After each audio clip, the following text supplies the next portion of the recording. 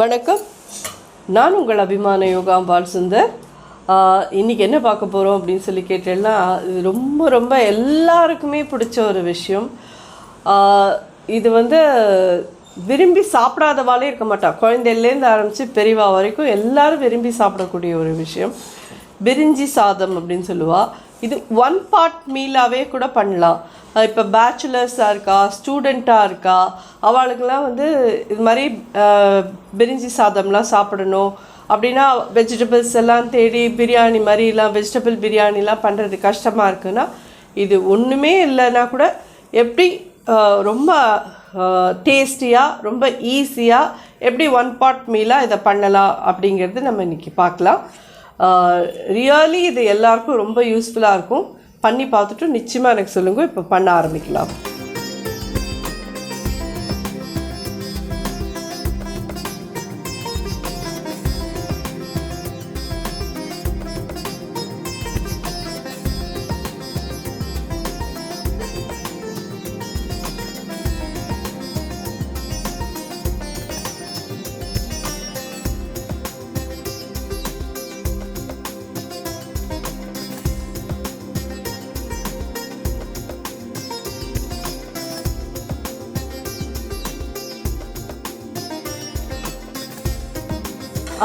Actually சொல்லணுன்னா இதை நீங்கள் டிரெக்ட்லி குக்கர்லேயே இதை பண்ணிடலாம். நான் ஏன் இதை எடுத்துட்டுருக்கேன்னு கேட்டேன்னா, என்னோடது இண்டாலியம் குக்கர் தான் பேன் மாதிரி இருக்குது. உங்கள்கிட்ட எவர்சிலர் குக்கர் பேன் மாதிரி இருக்கா, இல்லை எவர்சிலர் குக்கரில் பண்ணுறேன்னா நீங்கள் பண்ணிக்கலாம். இண்டாலியமில் நம்ம டிரெக்ட்லி குக் பண்ண வேண்டாமே அப்படிங்கிறதுனால நான் இந்த மாதிரி பண்ணிவிட்டு குக்கருக்குள்ளே வைக்க போகிறேன், அவ்வளோதான். குக்கர் எவர்சிலரில் வச்சுருக்கேன்னா நீங்கள் அதில் அழகாக பண்ணிவிடுங்க.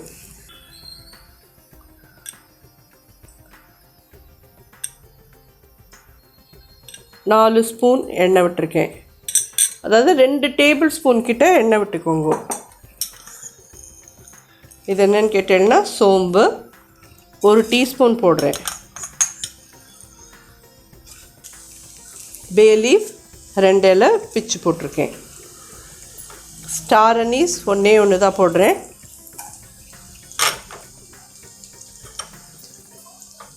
4 ஏலக்காய் போடுறேன். இது ஜாவித்ரிம்பா. இது கிடச்சிதுன்னா போடுங்கோ, இது இருக்கலைன்னா ஒன்றும் பிரச்சனை இல்லை. இது போடலை, இது ஆப்ஷனல் தான். ஒரு சின்ன பீஸ் போட்டிருக்கேன். கிராம்பு 4 போடுறேன். பட்டை 2 பீஸ். இது இந்த மொக்குன்னு சொல்லுவா. கிடச்சா போடுங்கோ, ஆப்ஷனல் தான். இதுவும் இல்லைன்னா பரவாயில்ல.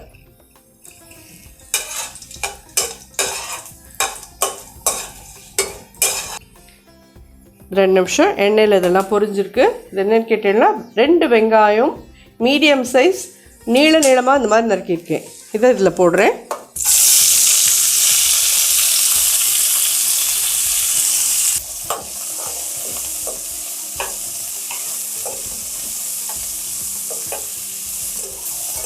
இது நல்லா ப்ரௌன் ஆகிற வரைக்கும் வறுக்கணும். இதில் இந்த மாதிரி 3 பச்சை மிளகா ஸ்லிட் பண்ணி போட்டுக்கோங்க. தெரியுதா? இந்த மாதிரி ஸ்லிட் பண்ணியிருக்கேன். 3 பச்சை மிளகா.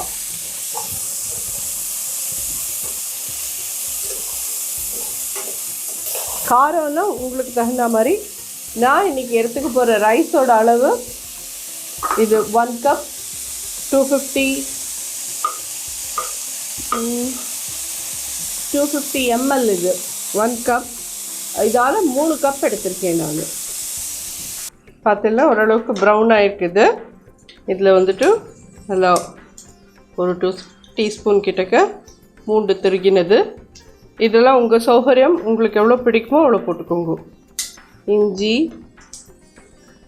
1 ஸ்பூன் கிட்ட. இது என்னன்னு கேட்டீங்கன்னா, 2 தக்காளி நான் நீளமாக கட் பண்ணியிருக்கேன். அதையும் இதில் போட்டுருக்கேன். நல்லா வறுத்துக்கலாம். இது என்னன்னு கேட்டீங்கன்னா, டபுள் பீன்ஸ்னு கிடைக்கும். உங்கள் கடையில் எல்லாமே இருக்கும், டிபார்ட்மெண்டல் ஸ்டோர்லலாம் கிடைக்கும். இது போட்டேன்னாலும் ஓகே. இது கிடைக்கல எங்களுக்கு அப்படின்னு சொல்லி சொன்னால் சனா போடுறேன்னா போடுங்கோ. இது எதுவுமே இல்லை எங்களுக்கு எடமாமை கிடைக்கும் அப்படின்னு சொன்னேன்னா எடமாமை வேணாலும் போடலாம். இதெல்லாம் உங்களுடைய சௌகரியம். உங்களுக்கு என்ன கிடைக்கிறதோ இந்த ப்ரோட்டீன் செய்கிறதுக்கோசரம் இது உங்களுக்கு என்ன கிடைக்கிறதோ அதை வச்சு நீங்கள் யூஸ் பண்ணலாம். இது வந்து நான் ஒரு 8 hours ஊற வச்சுட்டு இதை வந்து ஒரு தடவை நல்லா ஒரு 4-5 விசில் கொடுத்து வேக வச்சுட்டு அதுக்கப்புறமா நம்ம பிரிஞ்சி சாத்தோடையும் சேர்த்து போட்டு வேக வைக்கணும். பிகாஸ் பிரிஞ்சி சாத்துக்கு 2 விசில் 3 விசில் தான் வாங்குகிறோன்றது அது வேகாது. அதனால தான் இந்த ஸ்டேஜில் இது நல்லா வதங்கின்னு இருக்கட்டும். இப்போ நம்ம வந்து ஒரு 2-3 ஐட்டம் கலக்கணும். இதில் அதாவது இது என்னன்னு கேட்டால 1/4 கப்பு புளிக்காத தயிர் எடுத்துட்டுருக்கேன்.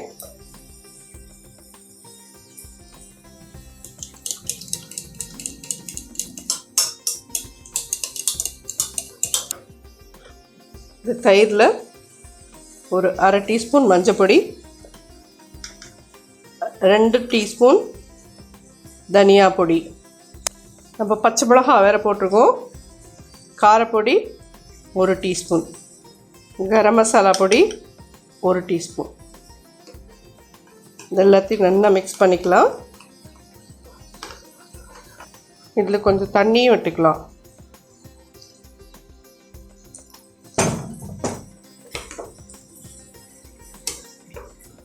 நல்லா கலந்துட்டோம். இது இதில் அப்படியே விட்டுடலாம்.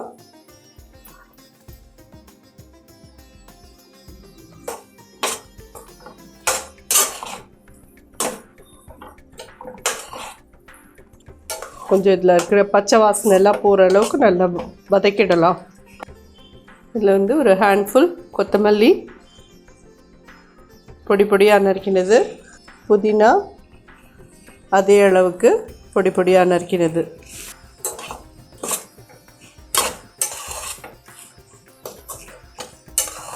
ரைஸ் பார்த்தீங்கன்னா இப்படி தண்ணி விட்டு ஊற வச்சுருக்கேன். ஒரு 10 minutes ஊறின்னு இருக்கு, அவ்வளோதான். இதுக்கு இப்போ தண்ணி விடுறேன். 3 கப்பு அரிசி எடுத்துருக்கேன்னு சொன்னேன். 1 கப் அரிசிக்கு 1.25 கப்பு தண்ணி போகிறோம். குக்கரில் ப்ரெஷர் குக்கரில் வைக்கிறதுனால 1 2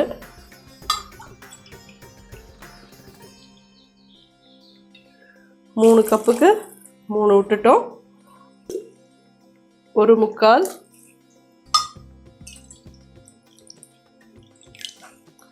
2/4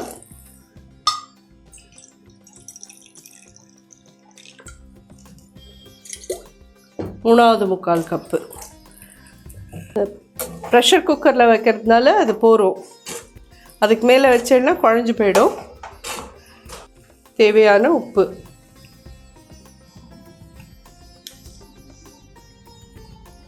ரெண்டு டீஸ்பூன் போட்டிருக்கேன், போதும். தண்ணி நல்லா கொதிக்கட்டும். அதுக்கப்புறம் ரைஸை போடலாம். இந்த ரைஸ் வறுக்கணும்னு கிடையாது. நம்ம புலாவுக்கெல்லாம் வறுப்போம். இதுக்கு அப்படிலாம் கிடையாது. டிரெக்ட்லி அப்படியே போட்டு அப்படியே வைக்க வேண்டியதுதான்.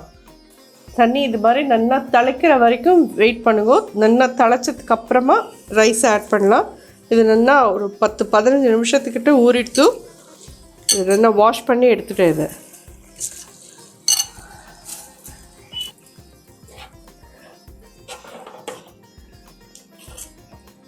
இதில் ஃபைனலாக மேலே வந்து ஒரு 2 டேபிள் ஸ்பூன் கிட்ட நெய் விடுங்கோ. சொல்கிற மாதிரி நான் அடியில் இதில் வெந்நீர் விட்டுருக்கேன்.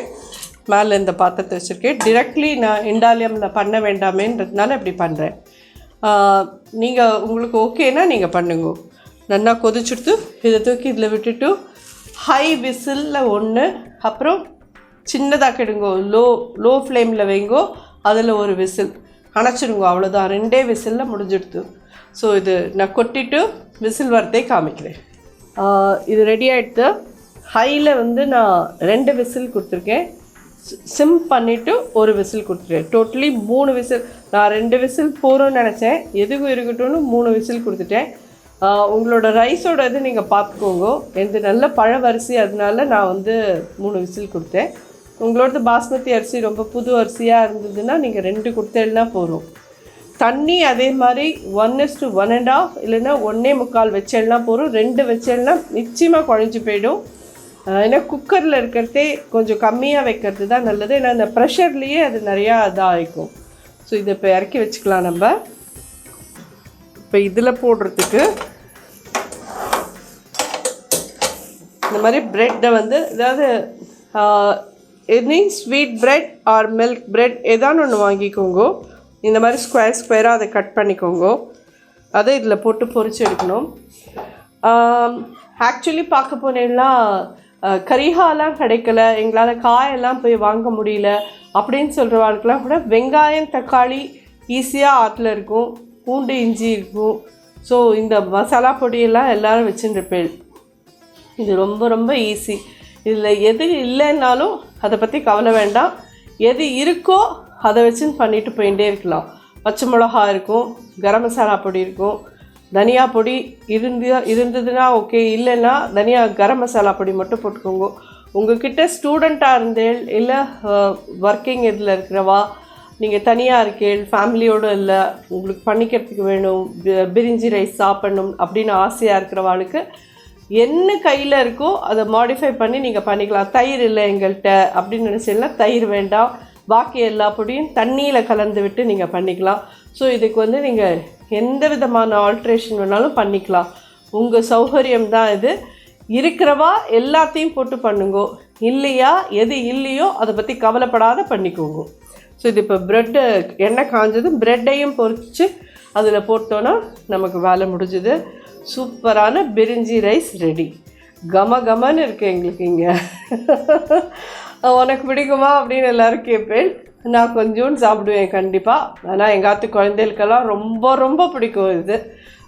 ஏன்னா இந்த காலத்து குழந்தைகளுக்கே வந்து நிச்சயமாக பார்க்க போனால் இந்த மாதிரியான இதெல்லாம் தான் பிடிக்கிறது. அதே மாதிரி குவிக்காக டக்குன்னு காத்தால சீக்கிரம் எழுந்து நீங்கள் எல்லாத்தையும் ரெடியாக வச்சுருந்தேன்னா இதை ஒன்று பண்ணி அப்படியே டிஃபன் பாக்ஸ்க்கு எடுத்துன்னு போகிறதுக்கெல்லாம் ரொம்ப ஈஸியாக இருக்கும். ஸோ இது எல்லாருக்கும் ஒரு யூஸ்ஃபுல்லான ரெசிபி இது. நான் முன்னாடி போட்டிருந்தது வந்து வெஜிடபிள் பிரியாணி. இது ஜஸ்ட் பிரிஞ்சி ரைஸ், அவ்வளோதான். ஜஸ்ட் ஒரு 10 முந்திரி பருப்பு போட்டு பொரிச்சு எடுத்துக்கிறேன். இதெல்லாம் ஒரு அடிஷ்னல் டேஸ்ட்டுக்கு தான். அதே மாதிரி நம்ம இந்த டபுள் பீன்ஸ் போட்டோம் இல்லையா, அதெல்லாம் ப்ரோட்டீன் நமக்கு செய்கிறது. வெறும் கார்ப்ஸாக சாப்பிடாமல் ப்ரோட்டீனும் சாப்பிடுவோம் இந்த இடத்துல. அது இருந்ததுன்னா அதுதான் போடணுமா அப்படின்னு கேட்டீங்கன்னா அதில் சனா போடுங்கோ, இல்லை வேறு என்ன கிடைக்கிறதோ போட்டுக்கோங்க.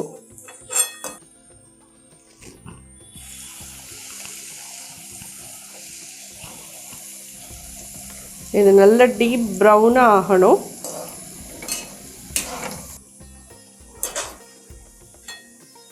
அது எல்லாம் தெரியுறதா, நல்லா பொரிஞ்சிருக்கா?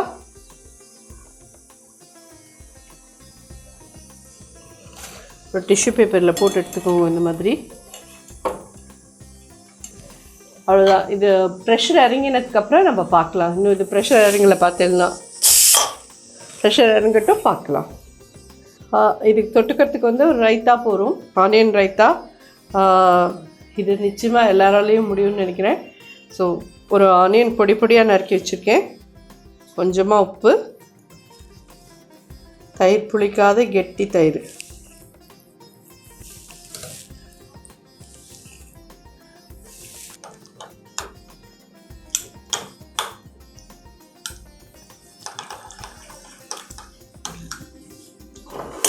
ஸோ இப்போ இது ரெடி ஆகிடுதான்னு பார்க்கலாமா? ப்ரெஷர் இறங்கிடுத்து.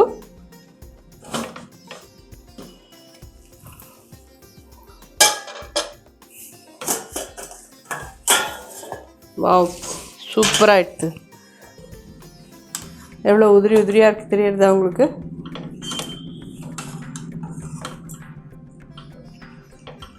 இதில் வந்து இந்த முந்திரி பருப்பு போட்டுடலாம். இது பொரிச்ச பிரெட் கிரம்ஸ்,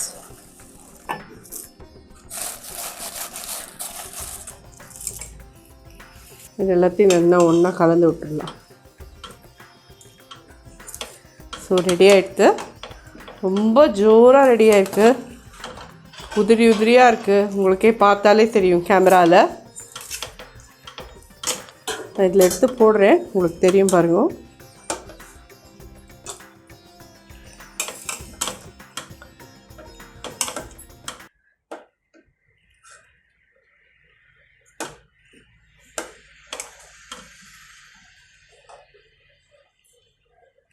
தெரியுறதா? உதிரியாக விழுறது பாருங்க.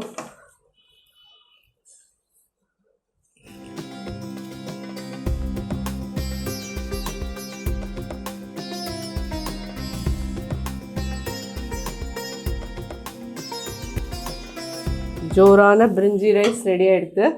ஸோ இதை நீங்கள் எல்லோரும் பண்ணிட்டும் சாப்பிட்டு பார்த்துட்டும் எப்படி இருந்ததுன்னு எனக்கு நிச்சயமாக சொல்லணும். நான் வெயிட் பண்ணிட்டுருக்கேன். ஏன்னா இது அவ்வளோ அருமையாக இருக்கும். ரொம்ப லெஸ் இன்க்ரீடியன்ஸ் தான். ஒன்றும் பெரிய நிறைய இத்தனை கறியாக வாங்கணும் அது இதெல்லாம் இல்லை. எல்லாராலையுமே பண்ணக்கூடிய ஒரு இது. ப்ரெட் எங்களுக்கு வேண்டாம் அப்படின்னு நினைக்கிறவா போட வேண்டாம். ஜஸ்ட் அப்படியே நீங்கள் யூஸ் பண்ணிக்கோங்க. ரொம்ப ரொம்ப நல்லாயிருக்கும். ஸோ இது எல்லாருக்கும் உபயோகமான ஒரு இது. இது மேலே கொஞ்சம் புதினா இந்த மாதிரி எல்லோரும் பிச்சு போட்டுக்கோங்க. நல்லாயிருக்கும் வாசனையாக. ஓகே, நன்றி, வணக்கம்.